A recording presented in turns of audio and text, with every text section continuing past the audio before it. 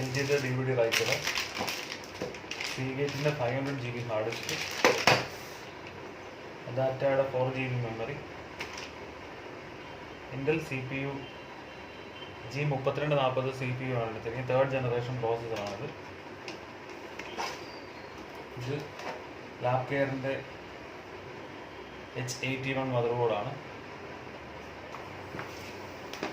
നമുക്ക് ക്യാബിനറ്റ് ഒന്ന് ഓപ്പൺ ചെയ്ത് നോക്കാം.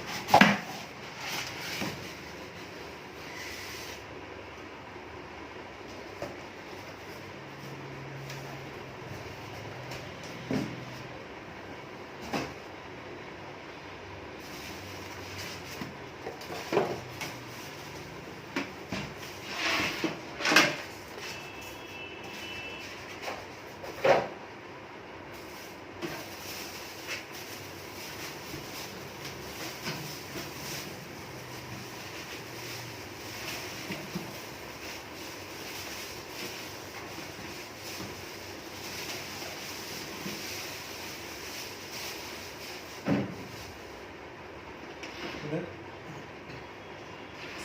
സിബീസ് കൂട്ടിയുള്ള ക്യാബിനറ്റാണ്. ചില വിലയുള്ള ക്യാബിനാണ് വാങ്ങിയിരിക്കുന്നത്.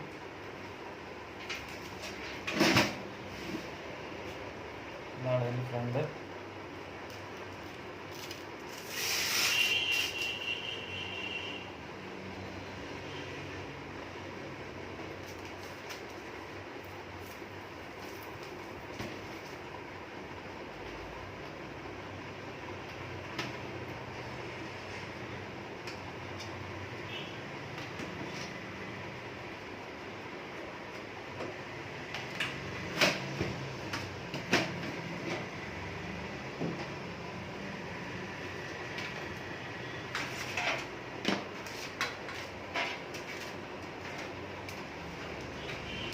സ്ക്രൂസ് എല്ലാം കൂടെ ഒരു സൈഡിൽ കെട്ടി വെച്ചിട്ടുണ്ട്.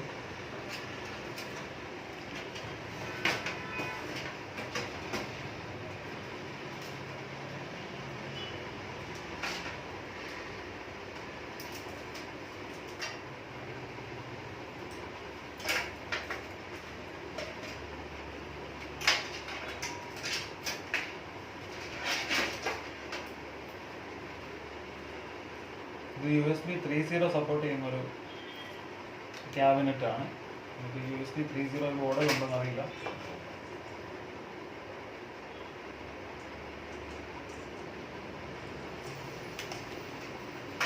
CPU-ൽ ഒരു ക്യാബിൻ ഫാനും അഡീഷണൽ ആയിട്ടുണ്ട്.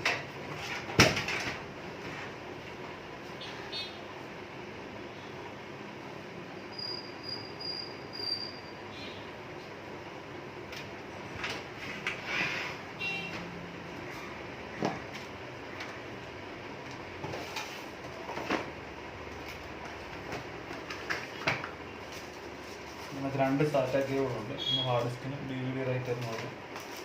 ബാക്ക് പാനൽ, അതിൻ്റെ manual, installation C.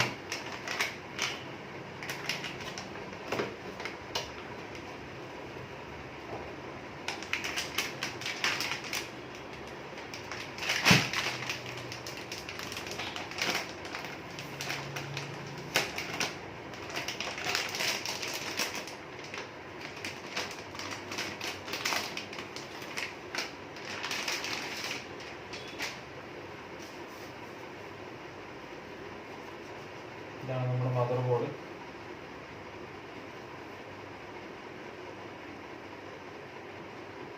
DDR3 2 memory സ്ലോട്ടുള്ള 1150 സോക്കറ്റുള്ള മദർ ബോർഡാണിത്.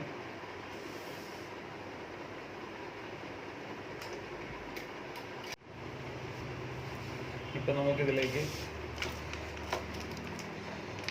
പ്രോസസ്സർ ഇടാം.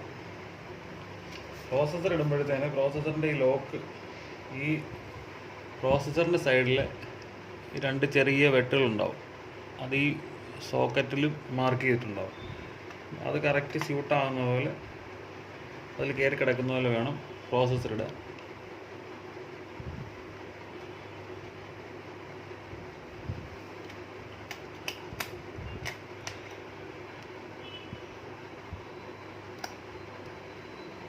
ലോക്കായിട്ടുണ്ട് processor.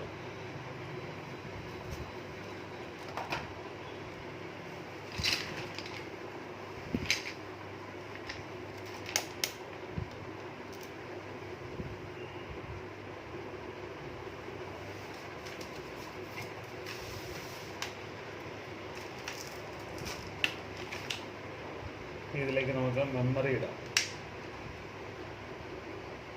ഞാനെടുത്തിരിക്കുന്നത് DDR3 4GB data മെമ്മറിയാണ്. Memory ഇട്ടു. ഈ CPU ഫാൻ പിടിപ്പിക്കുന്നതിന് മുന്നായിട്ട് നമുക്കതിൽ ഹീറ്റ് സിങ്ക് കോമ്പൗണ്ട് അപ്ലൈ ചെയ്യണം.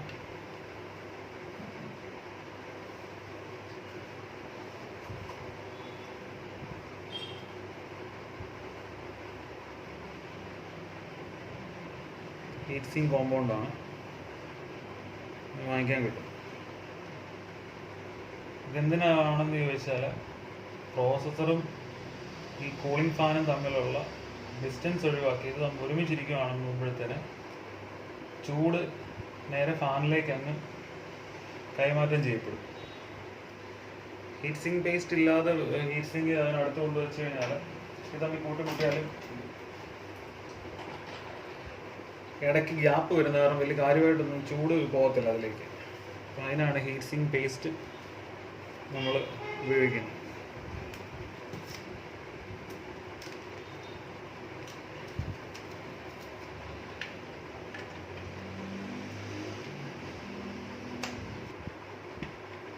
സ്ക്രൂ ഡ്രൈവർ ഉപയോഗിച്ച് ലോക്ക് ചെയ്യുക.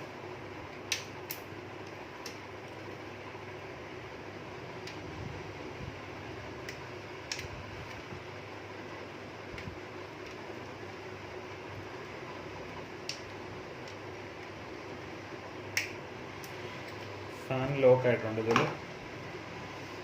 ഈ CPU ഫാനിൻ്റെ കണക്ടറാണിത്. CPU എന്ന് എഴുതിയിരിക്കുന്നത്.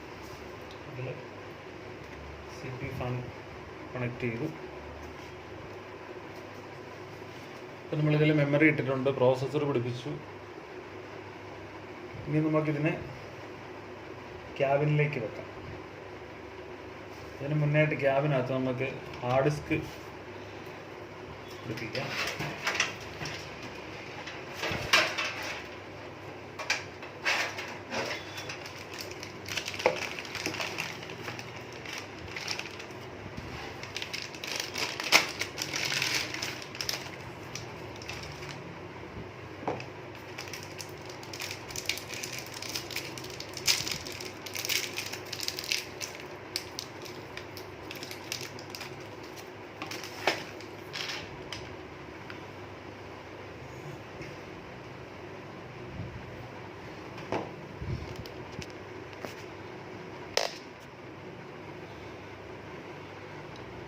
ഇതിൽ ഹാർഡ് ഡിസ്ക് പിടിപ്പിക്കാനുള്ള സ്ലോട്ട് ഇതാണ്.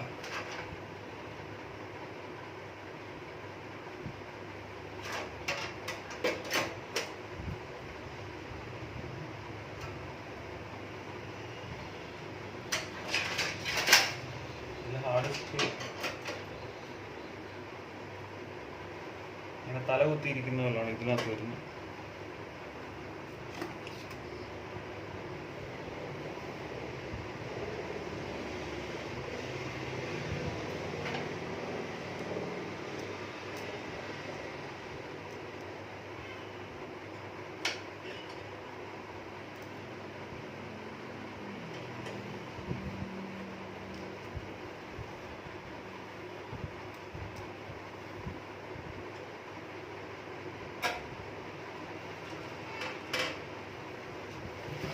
ക്യാബിൻ്റെ ഇങ്ങനെ സൈഡിലൂടെ വെക്കണം.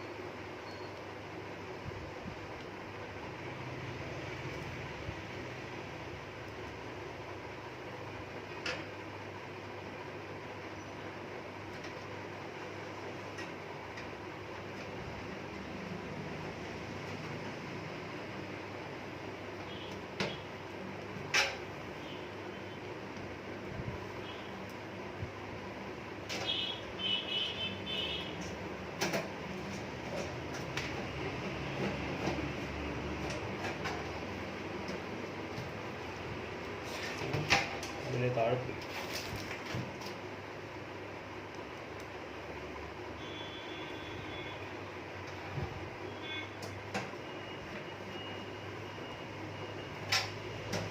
Hard disk ഉറപ്പിച്ചിട്ടുണ്ട്. ഇതിൽ നമുക്ക് DVD ഉള്ള കേസിംഗ് ആണ്.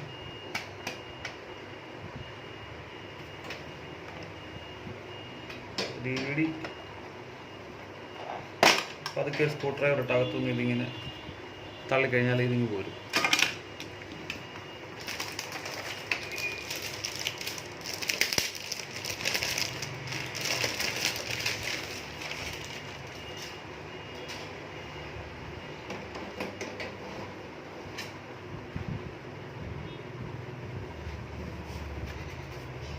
റൈറ്ററാണ്.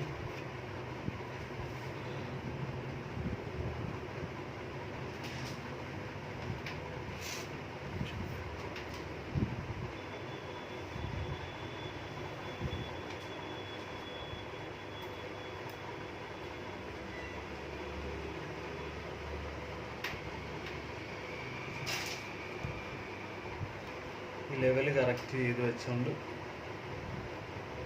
സ്ക്രൂ ചെയ്യുക.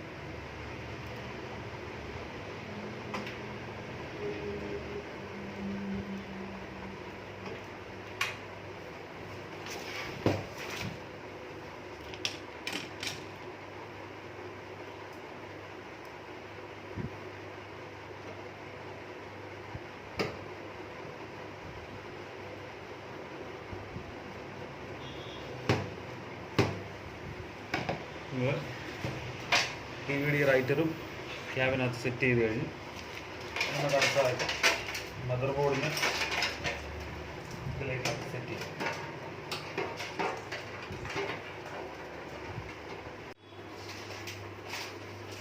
മദർ ബോർഡ് സെറ്റ് വെക്കുന്നതിന് മുന്നേ ആയിട്ട് പുറകിലത്തെ ഫ്ലാപ്പ് നമ്മൾ കണക്ട് ചെയ്യണം.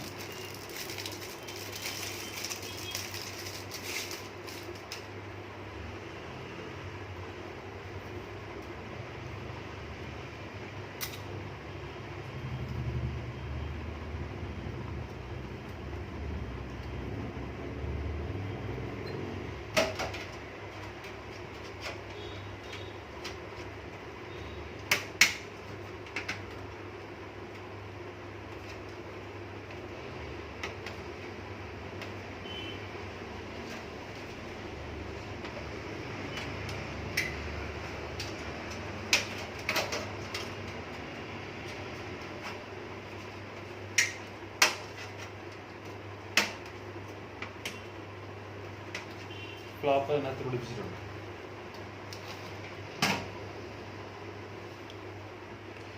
വെക്കുന്ന മദർ ബോർഡിനെ ഇതിലേക്ക് ടൈറ്റ് ചെയ്ത് വെക്കണം.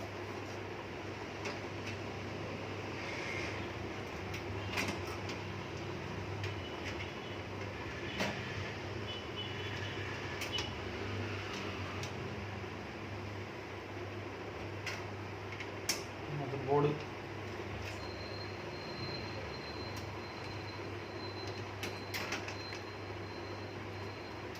കയറിയിരിക്കുന്നുണ്ട്. ബോർഡ് വെച്ച് സ്ക്രൂ ചെയ്യുക.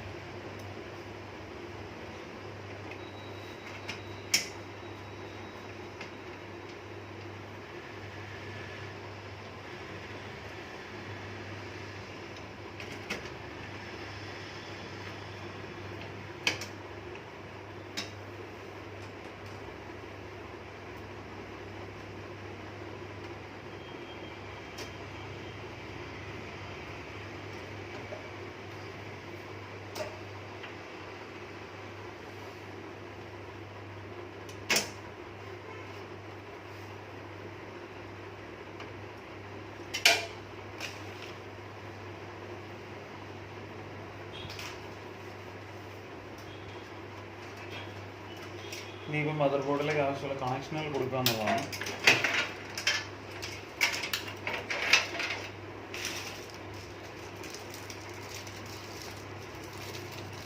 ഇതിന് മുന്നേ രണ്ട് സാറ്റ കേബിൾ രണ്ടും എടുക്കുക.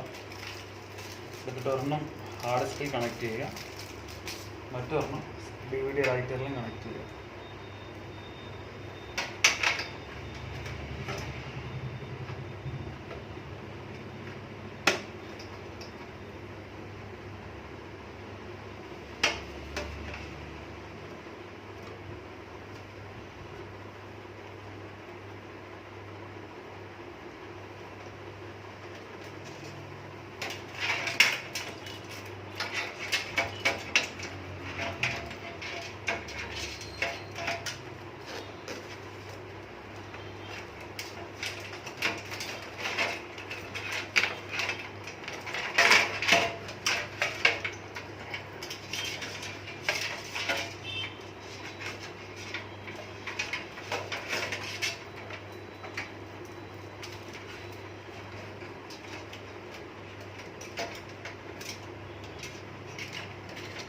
ഫ്രണ്ട് പാനൽ വയറും പവർ സപ്ലൈയുടെ വയറും രണ്ടും രണ്ടായിട്ടിരിക്കുന്നു നല്ലത്. എല്ലാം കൂടെ കൂടി കുഴഞ്ഞില്ലെങ്കിൽ കുരുങ്ങിപ്പോകും.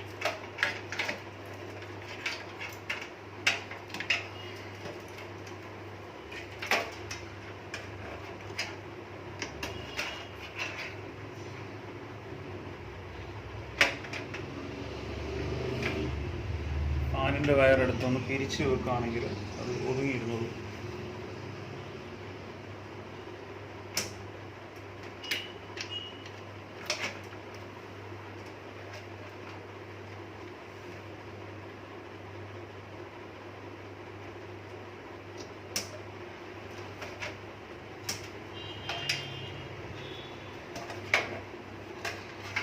ഇത് മദർ ബോർഡിലേക്കുള്ള 24 പിൻ പവർ സപ്ലൈ ആണ്. ഇത് കണക്ട് ചെയ്യുക. ഇതിൻ്റെ ഒരു സൈഡിൽ ലോക്കുണ്ട് ജിക്കിൽ, അത് നോക്കി കഴിഞ്ഞാൽ മനസ്സിലാവും. ഒരു സൈഡിലേക്ക് ലോക്ക് അത് നമുക്ക് കാണാൻ പറ്റും.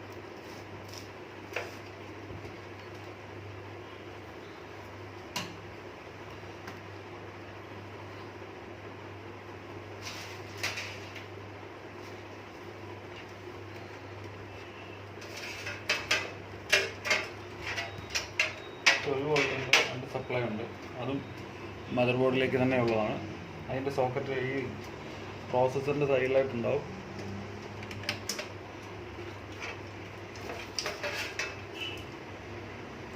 ഇനി വേണ്ടത് ഇതിൽ നിന്ന് 2 സാറ്റ പവർ കണക്ടർ എടുത്തിട്ട് ഒന്ന് DVD റൈറ്ററിൽ ഒന്ന് ഹാർഡ് ഡിസ്കിൽ കണക്ട് ചെയ്യുക.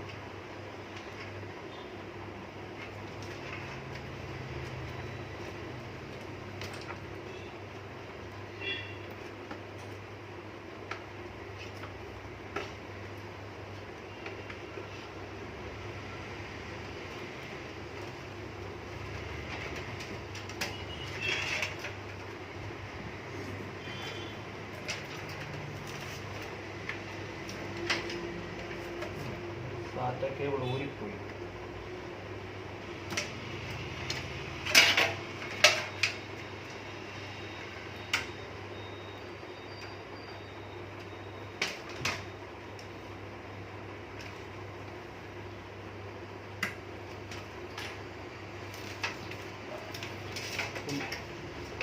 ഏറെക്കുറെ പവർ സപ്ലൈയുടെ ഭാഗമൊക്കെ നമ്മൾ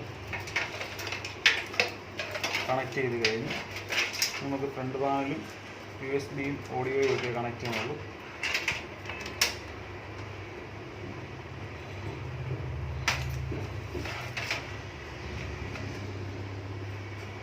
ആവശ്യം ബാക്കിയുള്ള വയറിനെ ഒരു ടൈ ചെയ്യുക.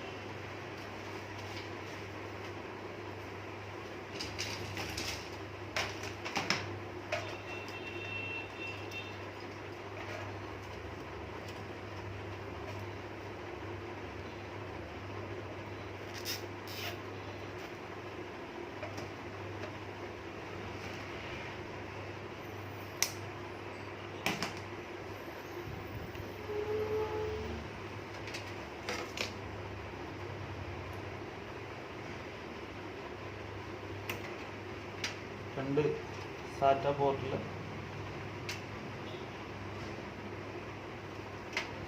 ഇത് ഇങ്ങനെ കുത്താൻ പറ്റുള്ളൂ. തിരിഞ്ഞ് ഹാർഡ് ഡിസ്ക് തിരിഞ്ഞിരിക്കുന്നതുകൊണ്ടാണ് ആ സാറ്റ കേബിൾ അങ്ങനെ കണക്ട് ചെയ്യേണ്ടി വരുന്നത്.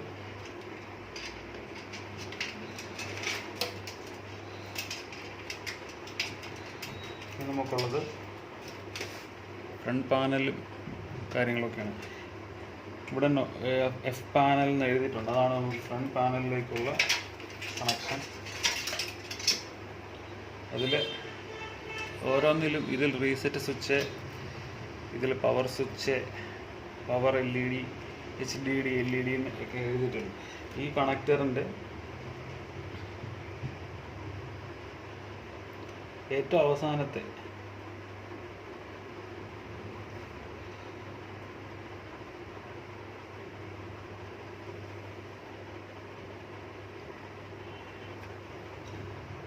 അതായത് ഈ ജിക്ക് ഇല്ലാതെ വരുന്നിടം ഒരു പോയിന്റ് വിട്ടിട്ടുണ്ടാവും. അതിന് തൊട്ടിപ്പുറത്തേത് റീസെറ്റ് സ്വിച്ചാണ്. അതിന് തൊട്ട് മുകളിലുള്ളത് പവർ സ്വിച്ചാണ്. അതിൻ്റെ താഴെ വരുന്നത് പവർ LED ആണ്. അതിൻ്റെ പോസിറ്റീവ് ഇടത് സൈഡിലായിട്ട്, അതായത് അറ്റത്തോട്ട്, ആ കണക്ടറിൻ്റെ അറ്റത്ത് സൈഡിൽ വെക്കണം. പിന്നുള്ളത് പവർ LED. മറ്റേത് ഹാർഡ് ഡിസ്കിൻ്റെ LED ആയിരുന്നു.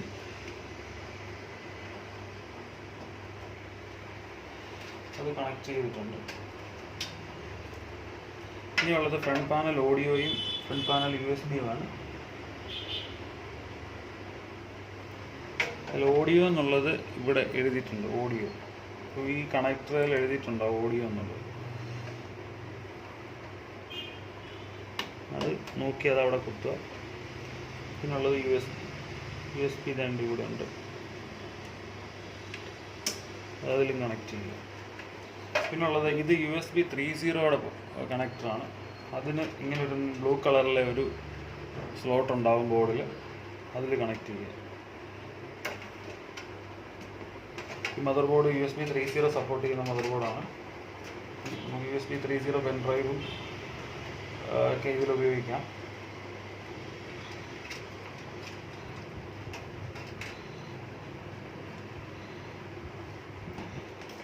കൂടി കിടക്കുന്ന വയറിനെല്ലാം കൂടി കേബിൾ ടൈപ്പ് ഉപയോഗിച്ച് ടൈ ചെയ്യുക.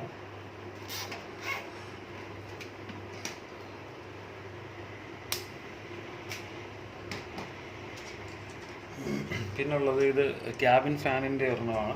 അത് ഈ പവർ സപ്ലൈയുടെ നിൽക്കുന്ന മെയിലിലേക്ക് ഈ ഫീമെയിൽ കണക്ട് ചെയ്ത് വെക്കുക.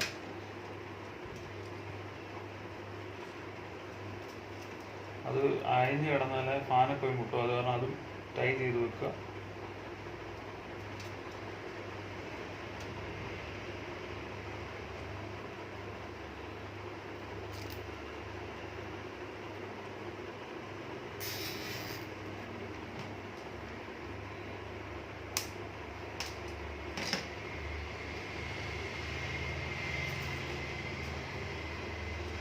നമ്മുടെ CPU-ൻ്റെ അസംബ്ലിങ് ഏറെക്കുറെ എല്ലാം പൂർത്തിയായിട്ടുണ്ട്. നോക്കാം.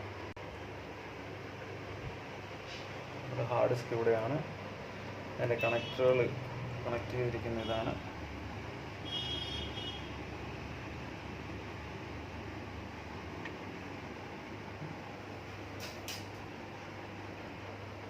CPU നമ്മൾ അസംബിൾ ചെയ്ത് തീർന്നിട്ടുണ്ട്. ഇനി നമുക്ക് ഇതിലേക്ക് വേണ്ട ഓപ്പറേറ്റിംഗ് സിസ്റ്റം ഇൻസ്റ്റാൾ ചെയ്യണം. ഇതിലേക്ക് ഉള്ള കേബിളുകൾ കണക്ട് ചെയ്യണം. ഇത് power code, display, VGA cable,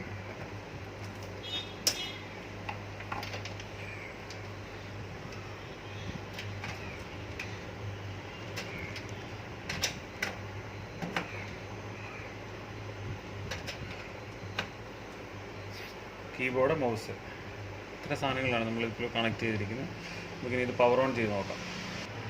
power button on ആക്കിയപ്പോഴത്തേന് താഴെ ഒരു ബ്ലൂ ലൈറ്റ് നിങ്ങൾക്ക് കാണാമായിരിക്കും. മോണിറ്ററിൽ ലാബ് കെയർ എന്നുള്ള ഇത് വന്നിട്ടുണ്ട്. Reboot and select proper boot device. അതായത് നമ്മളിതിനകത്ത് OS ഒന്നും ചെയ്യാത്തതുകൊണ്ടാണ് ഇങ്ങനെ കാണിക്കുന്നത്.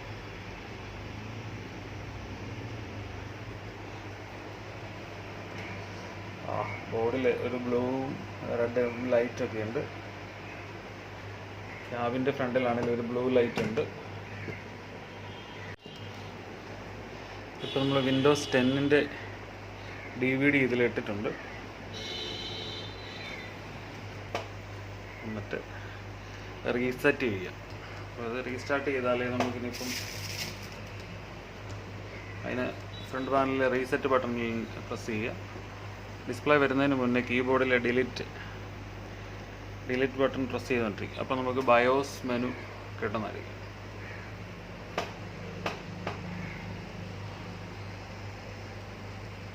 ബയോസിനകത്ത് ബയോസ് വേർഷൻ ഉണ്ട്, അഡ്വാൻസ്ഡ് ഉണ്ട്, സ്റ്റാർട്ടപ്പ് ഉണ്ട്.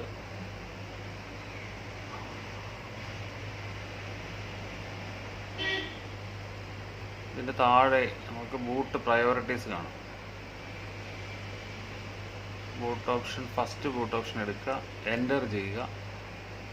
അതിലിപ്പം സെലക്ട് ആയിരിക്കുന്നത് ഹാർഡ് ഡിസ്ക് ആണ്. അത് നമ്മൾ ചേഞ്ച് ചെയ്ത് കഴിഞ്ഞാൽ DVD ROM റൈറ്ററിലേക്ക് മാറ്റിയിട്ടുണ്ട്.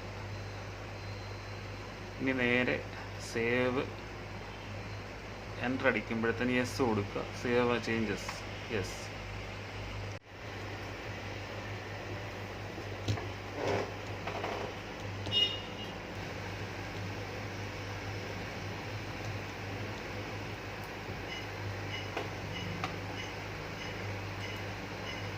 ഇൻസ്റ്റാൾ നൗ കൊടുക്കുക.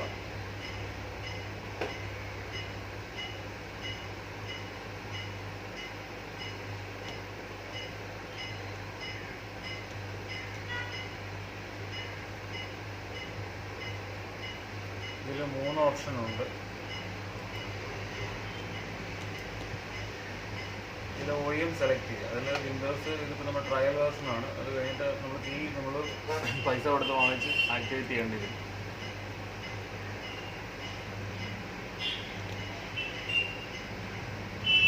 നെക്സ്റ്റ് വിൻഡോയിൽ അക്സെപ്റ്റ് കൊടുക്കുക, നെക്സ്റ്റ് കൊടുക്കുക.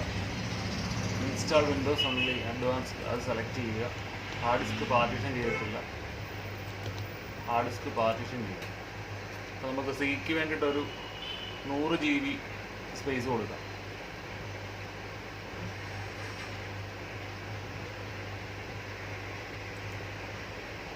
ഓക്കെ കൊടുക്കുക. 97.5 GB ഉള്ളൊരു പ്രൈമറി പാർട്ടീഷൻ വന്നിട്ടുണ്ട്. ഫോർമാറ്റ് ചെയ്യുക. ഈ അൺഅലോക്കേറ്റഡ് ആയിട്ടുള്ള സ്പേസിൽ വീണ്ടും നമുക്ക് 2 ഡ്രൈവ് കൂടെ ക്രിയേറ്റ് ചെയ്യാം.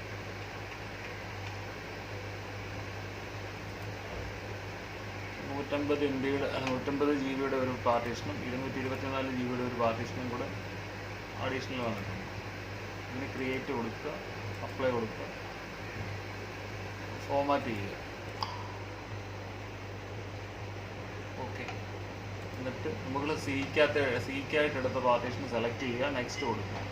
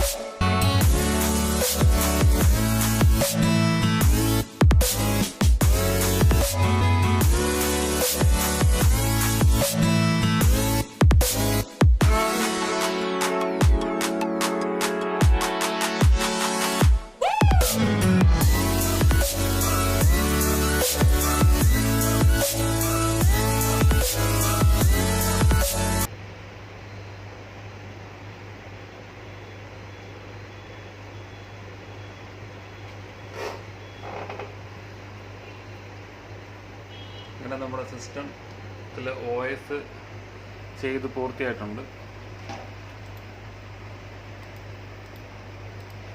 ഇനി നമുക്ക് വേണ്ടത് ഇതിലേക്ക് ഉള്ള ഡ്രൈവറുകൾ ഇൻസ്റ്റാൾ ചെയ്യുക എന്നുള്ളതാണ്. എന്നിട്ട് നമ്മളിപ്പോൾ ചെയ്തിരിക്കുന്ന 3 പാർട്ടീഷനും